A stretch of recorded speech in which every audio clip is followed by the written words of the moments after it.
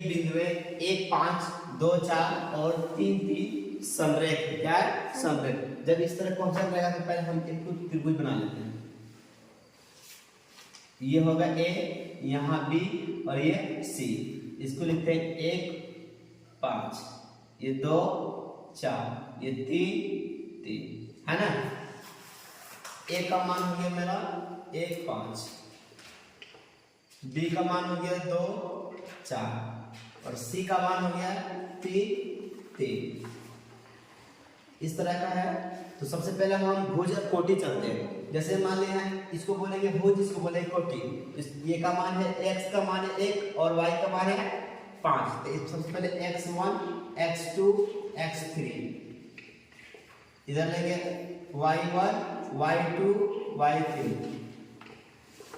तो ये जितना मान है भुज में सब बैठा देंगे इसमें। x1 का मान 1, x2 का मान 2, x3 का मान 3 और y1 का मान 5, y2 का मान 4 और y3 का मान 3 है ना।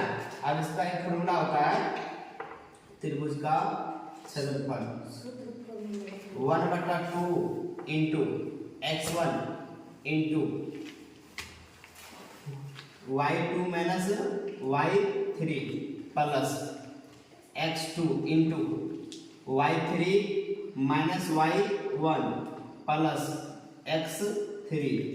लिखते हैं फिर y1 माइनस y2। अगर इस सूत्र का याद रखना है तो देखना है 23 31 12।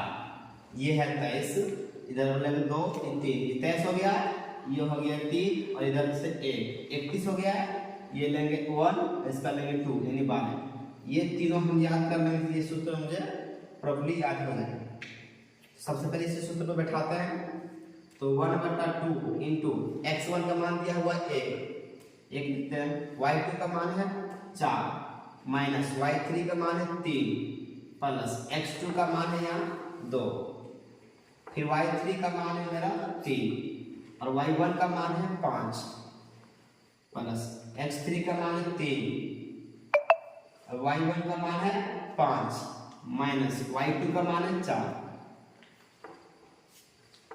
1/2 इंटू 1 इंटू, अगर ये हम गुना करेंगे और 4 में से 3 घट गया बचा 1। अब 2 गुना 3 में से 5 घटेगा तो माइनस 2 प्लस 3 गुना 5 में से घटेगा तो 1। कितना बचेगा 1। बराबर में हम यहाँ 0 लेंगे।